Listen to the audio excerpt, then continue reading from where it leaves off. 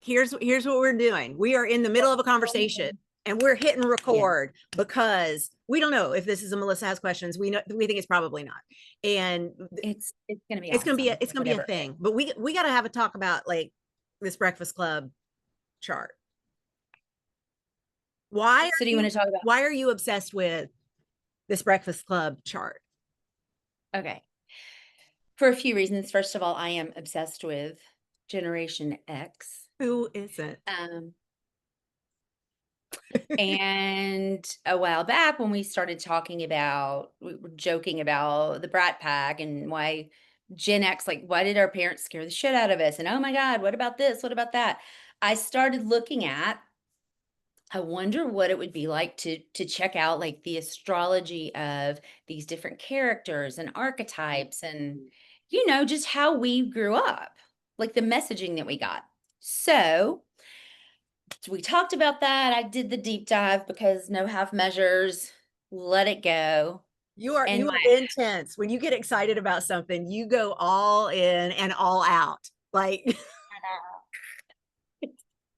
what is that in you? What is that? Is it the Leo? pull up the chart. I don't know. Is it the 29th degree? What is it?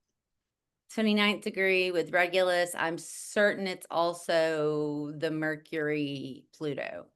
It's almost your birthday. It's almost your birthday. I know. What are we doing for your birthday? We throwing you a party?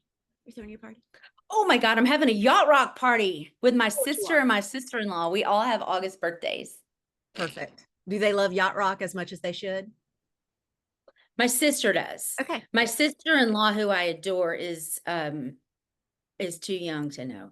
It's your Mercury Pluto, girl. I know. They don't exist without each other. No, that's it. You got co-stars with everything, but this Mercury Pluto situation is like, I'm interested in it and I'm going to go all the way. Yeah. In the third house. In the third house. Yeah. But yeah. Yeah. If I could dive into the ground, I would. Yeah. Just like if I could dive under the water and sit, I would. Apparently I like being under things and, Well, so Pluto's the underworld, so that checks out. I know. Oh, and how about next to Mercury? So they're both like moving in and out, moving underworld. Yeah, they both do the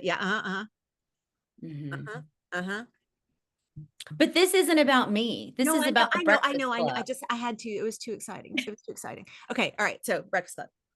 So sitting in the room, in the kitchen the other day, and Jonathan knows about all of this because he sits and watches me sometimes just for hours. Not really, but he sees me do the deep dive.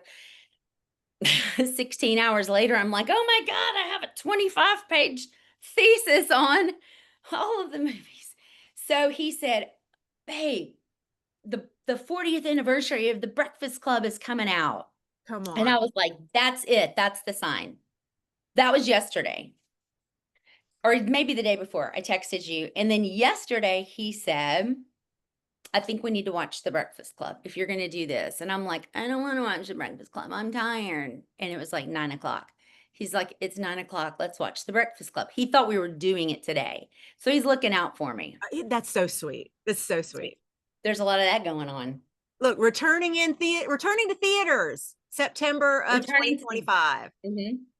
So I watched it last night and then I proceeded to, I'd already done enough like looking it up. This is a while ago. This picture is a while ago. Come on, close this. Yeah. So I watched it. I did all kinds of research on the chart. I figured out like very early on, they declare where they are, what day it is, what year it is. And they do. They put a whole like, this is the beginning of the Breakfast Club. This is the event chart. It says Shermer. To be fair, it says Shermer High School, Shermer, Illinois. Shermer is a fictional John Hughes, Illinois suburb of Chicago town that through interviews and conversations, we're getting Northbrook, Illinois is close enough. Yeah. Because Shermer's not Chicago, but it's not far from Chicago. Okay. No.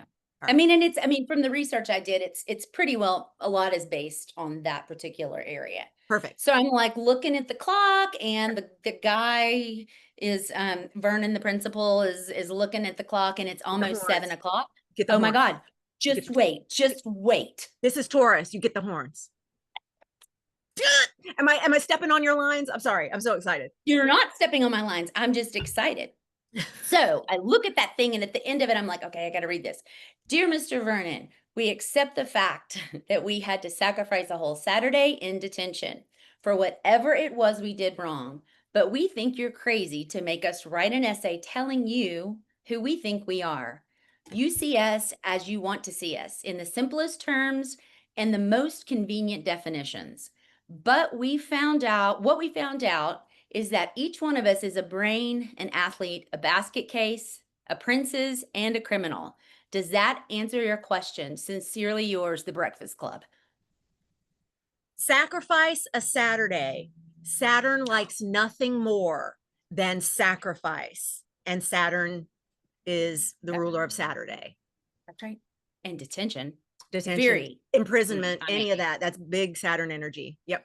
Like boundaries. Why are you in detention? Because you broke a rule. Unless you're the one who didn't have anything better to do today. That's I know. Adorable. I love her. Adorable. Okay, so who do we have? We are each. What are the 5 archetypes again? We are the 5 archetypes. But I got to tell you, I added the principal, and do you know who I'm obsessed with? The custodian. The custodian. Yeah. He is the sage. Yeah. Yeah. I've also broken it down into Jungian archetypes. By the way, if you get to the principal and the custodian, you get 7, and we've got 7 planets traditionally. There you go. All right. So give me the list of 5. Okay. So we have Brian, who is the brain. The Brian. Okay. Andrew, the athlete. Interesting. Allison, the basket case. Where's her alliteration? I don't know. Okay. That was really all of the alliteration. Oh, no. All right. All right. Claire, the princess. Bender, the criminal. Love. Come on. Yeah. Vernon, the principal, who I would also say is the gatekeeper or the tyrant or whatever. Carl, the custodian, who I think is the sage. Carl, the so that's who we have. We had alliteration with him. Carl, the custodian. Yep. Those are the 7. Were you ever impressed that Claire put her lipstick on with her boobs? Because I never got that was all that exciting. I mean, I think it was probably exciting for her because that might have been the most risque thing she'd ever done. And I'm like, that's the most impressive thing you've done with your tits? I'm sorry. I don't know. I mean, but she is a princess. I'm not. So who are you? Who are you closest to type-wise? I was thinking about it last night, and it really, I struggled to, but I don't feel like I was looking at all of them. Like, it doesn't matter gender assignment. Of course. Yeah. Really was trying to figure out. And I think if I'm looking at the female identifying, I'm assuming people, I would have definitely presented externally without as much haughtiness as Claire. Okay. But because of a lot of the rule following I grew up with, but I had that inner basket case, like would wear black eyeshadow, try to pierce my ears with safety pins in the school bathroom. I mean, those kind of things, you know, but that didn't go over well in the Southern Baptist Church. So no, of course not. I know I have talked to you about this before. I have this category on my website called the sum of all years. I have not done 54 yet. And it's like a month and a half since I turned 55. So I'm late, but each of these is you use the number of words that represents like the number of years you've lived, and you tell a story of that year. So I would tell the story of 54 using 54 words. This is a project that I got involved with before I turned 35. So I wrote 0 or 1 through 35 or through 34. And then since then it has been every year I do it on my birthday. But so I want to show you. That's brilliant. It's so much fun. It's hard, but it also gets really clear, like what is the thing about that year. I'm sorry, can we just celebrate this monster of hair? Can we just Boone's Farm, Swatch Watch, friendship bracelets. This was a piggyback perm because the only way they could make that hair that curly was piggyback. Okay. Oh, you got the double up. That's right. Here's prom. You're welcome. Okay. Oh my God, the helmet hair. Stop it. Okay. So I think it was when I was 15. Is this the one where it's got pictures that are okay? Yes. No, I do not have a picture. But look, I'm sorry. Yeah, that's pretty. I had those earrings. One earring. One. Right. Okay, come on. Hold your shoulders up, girl. Okay, these are bad pictures. So the picture that I really want to show that I'm not finding is I will come back and find it another time. I have a cross hanging from here that was like a tinfoil cross, and the thing it's hanging from is a paper clip that I found in the art room before pictures time. And I opened up the paper clip and put it in. My mom was mortified. I was also wearing probably rosary beads of some sort. You couldn't see them in the picture because here. But I was like, that was like, am I Madonna? Am I a rebel? I mean, what? We have to go find pictures. And I also relate to what you're saying, except I did it with safety pins. And that's safety. And then I safety pinned a chain, like a link. No, you win. Yeah. You win. No, I don't think I do. You win. That's so badass. That's did you ever have a tail? Did you have like where you left your long hair and then went short with the rest? I did that. No. It was dumb, but I did that. A ducktail. Well, because I did it wrong. Like you're supposed to have all your hair except that one place and let that grow. And what I did was I had long hair and then I just said, cut everything but this. Like, this is cheating. It's totally cheating. Once again, we're very similar in that I let my friend cut my hair in layers. Of course. One straight layer across the back of my head.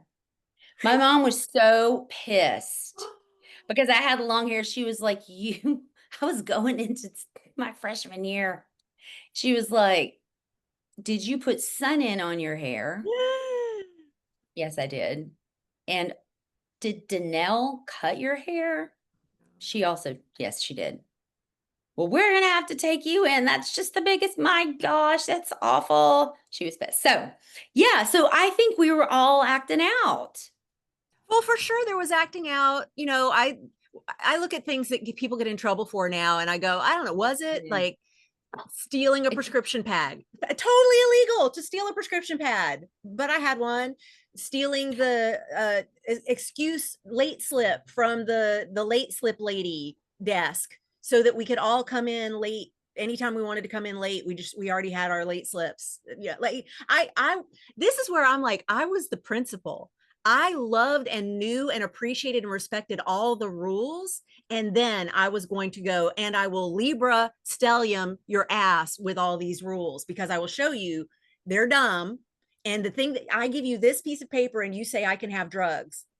And again, I know totally illegal. Statute of limitations, you can't get me now. Try it, you can't. I did not murder anybody. No, the statute of limitations is gone. I'm saying that now. But let's go back to the late slip. I have this late slip. You can't fight with the late slip. No. And they wouldn't. And I'm like, this is dumb. You can't fight with the late slip. But so I would do stuff like that and then not get in trouble for it. What I did get in trouble for was erasing somebody from the senior yearbook. So it was like she didn't exist. Oh. She had cut me out of a section that she was in charge of. We were both on yearbook staff. And when I found that she had cut me out of a section she was in charge of, I went to the proper authorities. I went to the yearbook lady and I said, yearbook lady, this person cut me out of her section. Make her put me in there because it's the club officers section and I was officer of like 10 fucking clubs. I'm like, put me in there. You can't cut me out. She's like, Bonnie, it's her section. She can do what she wants. And I said, I want you to remember that phrase. My section was the senior section. You sure? I mean, what works for one person? I tried to handle it correctly. Sounds like you did. Well, I was in a lot of trouble by the time yearbooks came out months later. Because it's like this is like the kind of payoff that's like 6 months later. Yeah, her mom You got just were involved. laying in wait. I was, I know, as far as I was concerned, it was over. It's her section. She can do what she wants. It's my section. I can do what I want. I have been told that phrase. And I said, you're sure that's what you want to say? Mhm. Okay, okay. And so yeah, they threatened to not let me walk at graduation. They Because threatened of that. to, yeah, they threatened to fail me from yearbook class, which I was only taking yearbook class one last time to train the future yearbookers. Like it was an elective. I was senior last quarter senior year. I'm not taking it for a grade, but I'm like, you're not fucking with my GPA. I am definitely going to walk Right. at graduation. Give me more options. And then the option was a public apology during the assembly for the senior breakfast. I'm like, not a problem. Not a problem. Like, Sorry. my chart rulers in Leo. You think I have a problem with a public apology? That's the thing that would have traumatized most people. I'm like, let's do it. Let's go. Let's go. Oh, yeah. Oh, Um, yeah. Yeah. A lot of my stuff like that was more in 7th, 8th grade. I was really 7th, 8th, 9th, and 10th grades. I got in ship shape, like I started acting right in why? 11th. Oh, because you're gonna go to college and you gotta like have your shit together. Maybe, I don't really know. I think I just started having like the anxiety. Like how I look and what I do and how I act and all of that in my grades. I just did really, really well. But I was doing things like sneaking over to people's houses, like pumping somebody on the handlebars of a bike across town at No. midnight, 2 in the No. morning, and going to somebody's house. The person's mom had a Mercedes. He popped the clutch, drove us home. I mean, I might have been 13. I mean, just some dumb things. But I wasn't drinking and drugging. I just wasn't. I was just like, let me out of this house. That was Uranus on my IC. Get me out of this place. Ooh. Get me out of here. I'm not going to be a shithead. I've got some control issues. I don't want to get in trouble. I don't want to drink. I'm not going to drug. I'm not going to, at that point, it was like, I'm not sleeping around. But I'll tell you what I am going to do. I'm going to be nervous as hell and I'm going to sneak the hell out of my house. And I'm going to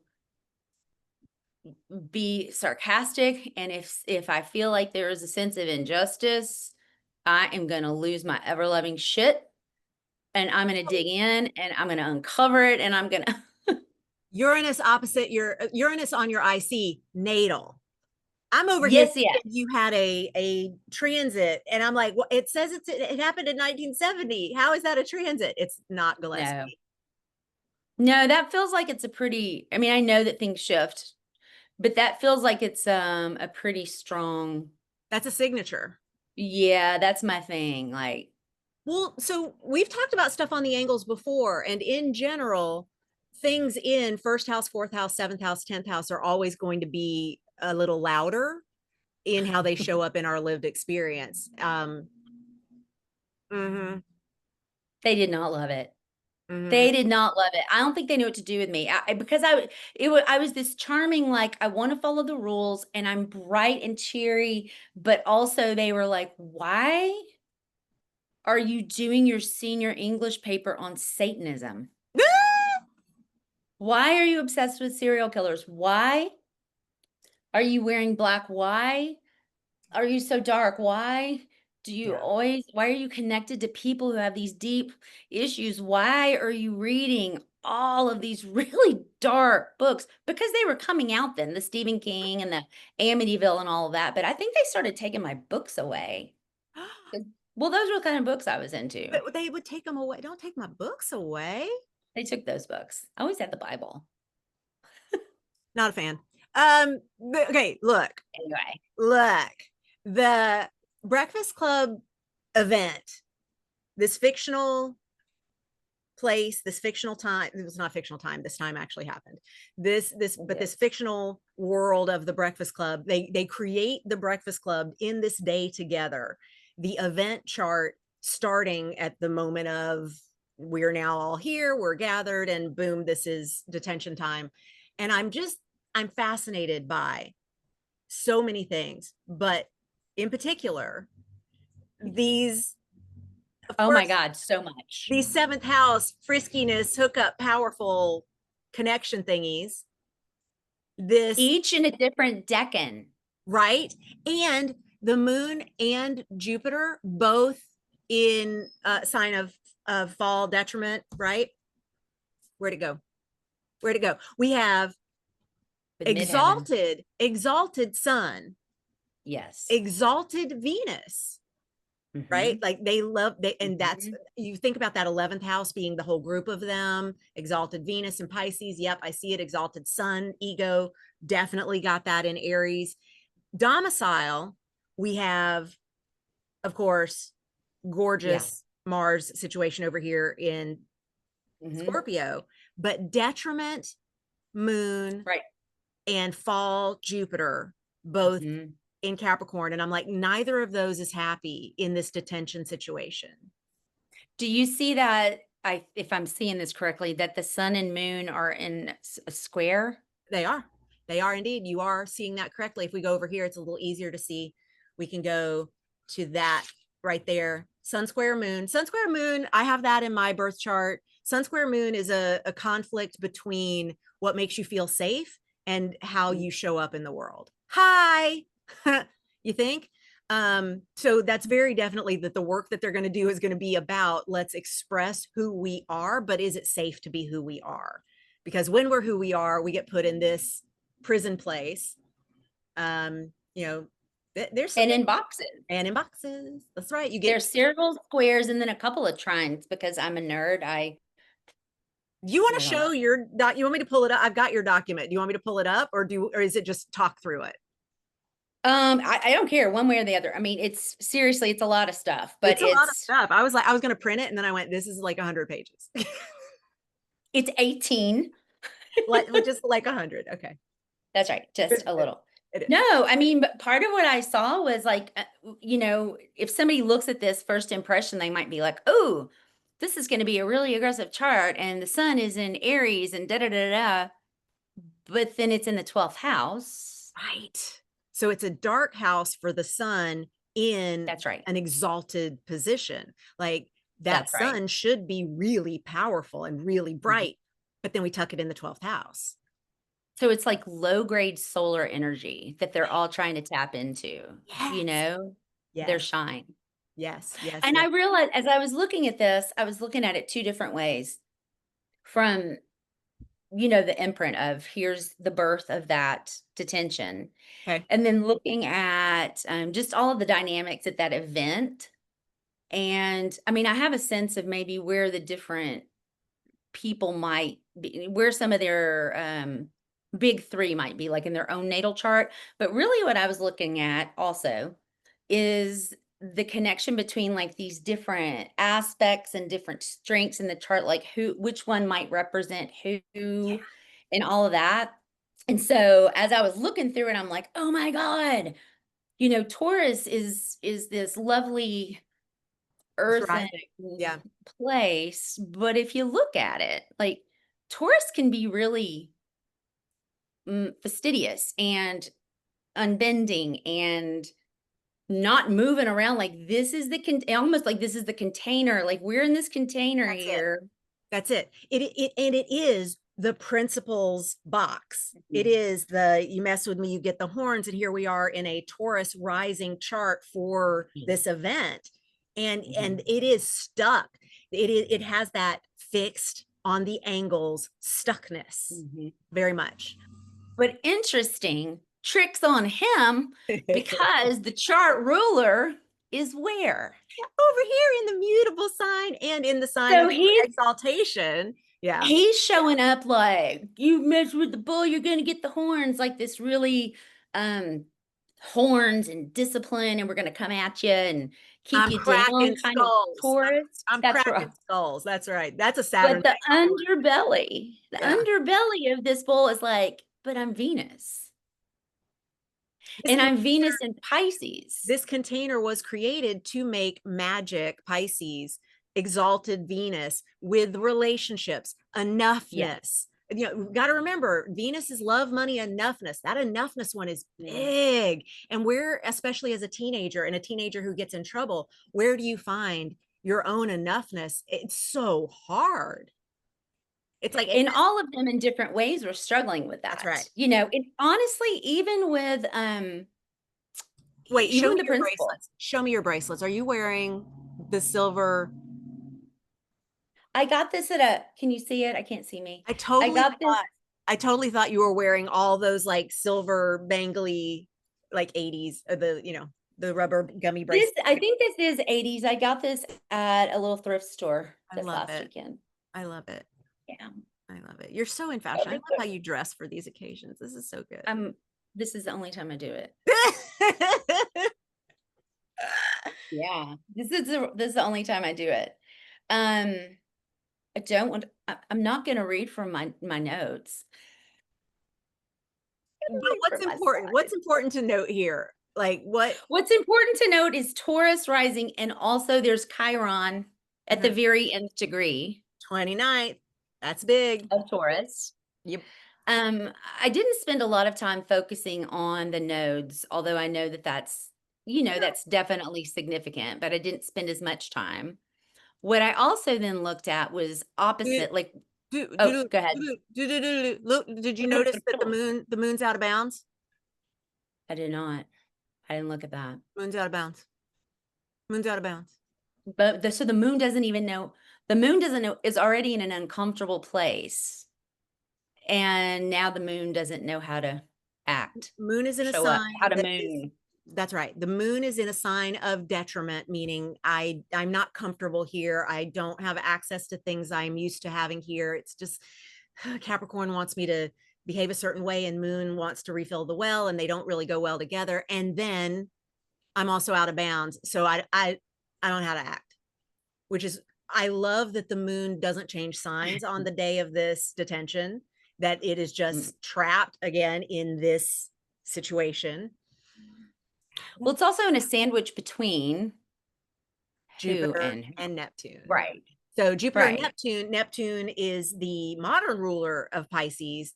And of course, Jupiter is the traditional ruler of Pisces. So again, escape, like we got escape on either side of the moon. And then no, you will not escape.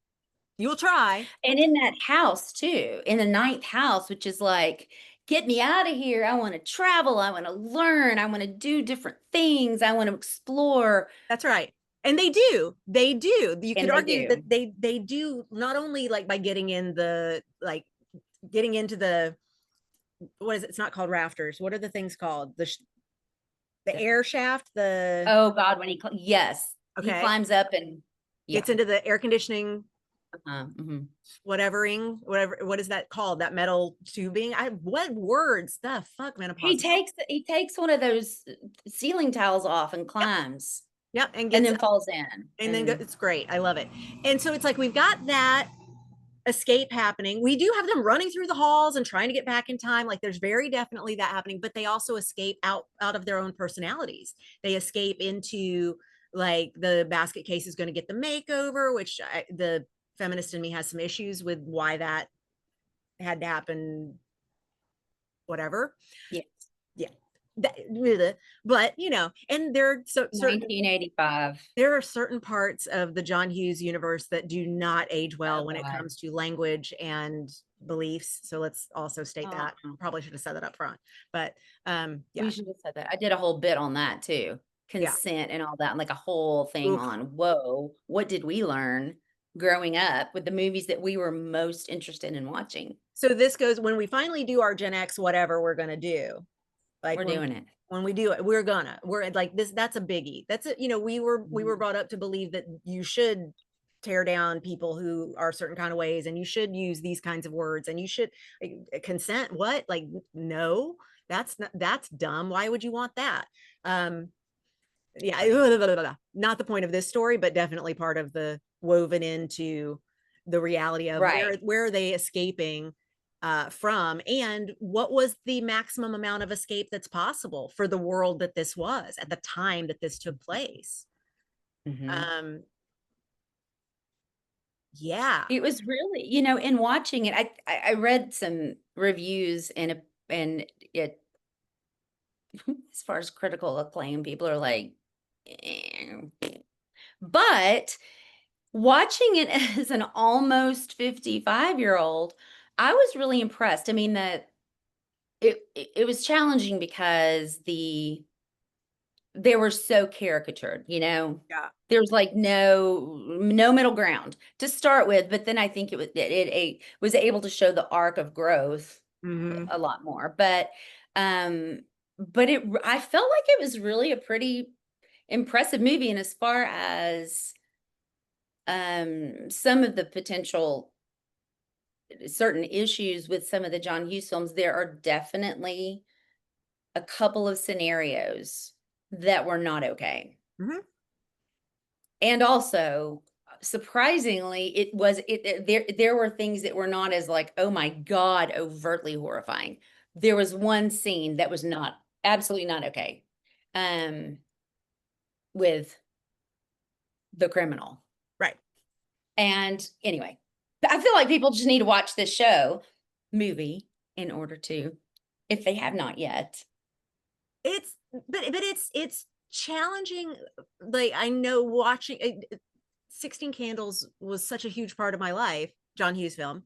Started watching it a few years back and I just went, I'm uncomfortable. I'm uncomfortable watching this movie in whatever year it was that I was watching it. It was, probably 5, 6 years ago. And I just was like, ooh, Mhm, wow. mhm. And then I'm going, and this All of is them. something that is so woven into a whole bunch of us that grew up with like, yes, this is what you watch. This is St. Elmo's Fire, Weird Science. I mean, all of those, there's so much in all of them. I mean, I had to like delineate yeah. what can we glean from this? And then also, oh God, still It there's something to explains a learn. lot too. Like this isn't like growing up now where if you're not into whatever one story is, there are infinite other stories that you can participate in. This was like there is a movie that comes out and this is the movie and this is what everybody's into. And even, take it into the more athletic side of things with your oh gosh, Danielson. Come Oh on. yeah, What the hell is that movie? Karate Karate Kid. Kid. Hmm. Like, There's so much. yeah, right. Hey, will you pull up that chart again? I wanted to show Yeah. that was me being excited. I love you being excited. It's amazing. Hi, Malaby. So, Hi. Hello. Are you excited too? You are? um, Hi, puppy. Hi, puppy. does he Yeah. just get so excited when he hears my voice? So he really loves you. He really does. Yeah, what a good boy. He's now rubbing his face in my rug and saying that he likes all the smells in here. Okay, good job. All right. I have my rug is actually, Huh. it's like, I don't know. Hang on. I have to I have to show this because this is very Show. risky. I have to show what my rug is. Can you see it? Yeah. Does it look like leaves? Yeah. Yeah. Is it? It is leather remnants Oh, that's really cool. woven into area rugs. It's amazing. It's because I needed to feel grounded in this Yeah. space. And so like got Mhm. the water feature, got the fire feature, and so I'm like, All the things. yeah. But so of course And he what loves it. it's also a good repurposing. It is because they're gonna be cut up like that Yeah. anyway. So I'm like, yes, I will Bye-bye. buy that. That's really cool. Okay, let's go Ooh, we back to the might chart. I just had to show you. I had to show you because that's like such an no. rug. Okay. Do you have a puppy now too? You were looking on the No, ground. I was looking down to see if I thought that rug like that would look good in my house. I I don't think it would I look will good hook you. I here. will hook you up if you want. I think they do pleather ones too for people who are like, I'm not gonna even buy the remnants. It's fine. I mean, like it's the I remnants. They're know. like this is using anyway. Not the point. Show me. Tell me what. Okay, so when we were talking about like they're trapped, how do they get from here to there?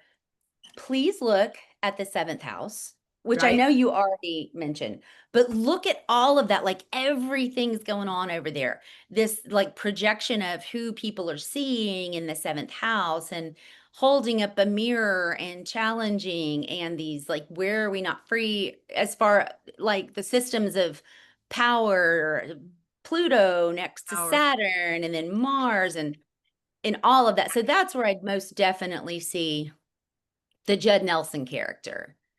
Oh You yeah, know, people are just, he's all of those things in a way, and people are like, almost like he's the holding up the mirror, and people are reflecting themselves in a bit off of him and oh for then sure. one another, you know? Well, because he's the one who feels most comfortable in that environment. Like that is where he's there every weekend, and we know this because of how many more weekends he gets while he's there. Like this is just because he's not safe at home, he's safe here. God. And what a deep character. He seems, as we know, like the one who would be just whatever, The whatever, but that throwaway, yeah. Scorpio, just, oh, the depth and all of Scorpio, that there. right on. I totally agree. Yep.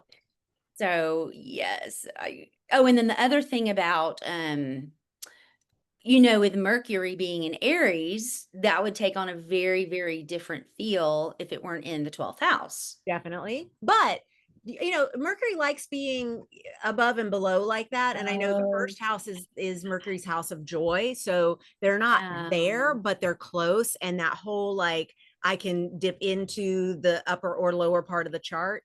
They're pretty happy. They're pretty happy there. yeah. Um, I didn't even think about that. No, that's really, really cool because Mercury's like, I can see, I can see what I'm heading toward. yep, yep, Okay. yep, definitely. That was the main thing. Just also just look, yeah, because we do have the decans turned on. I'm just noticing this the Pluto ruled decan is where Pluto is. Like, Uh-huh. but that's a signature for this whole generation, birth chart wise. Everybody who was born in the mid 80s has this Scorpio Pluto. Pluto did not stay in Scorpio very long. It's one of the signs that it travels through the fastest. And so we have a quick generation of people born with Pluto Scorpio and a quick generation of Pluto Sagittarius. And then, you know, we get into the forever years um, from there. Well, I also considered going back, like, so this is the chart of the now, but then I was like, okay, if I figure if this is in 1984, then the oldest year would be, I think, 1970 that the kids would be born because that I would have been a freshman. I was a freshman in 94. So then I was working back 4 years going, okay, so what would the generational planets look like? And Right. some of them pretty well stay the same, and then some of them there's a little bit of a crossover, Yeah, you know, between like 66 and 70. exactly. We're dealing with people who probably have Pluto in Virgo. We're dealing with people who have Neptune in Scorpio. And then we're dealing with people whose Uranus could be in a couple different places, but generally Libra, Mhm, and then maybe a few in Scorpio and a few in Virgo, because mhm, the Uranus one moves the fastest. Um, mhm.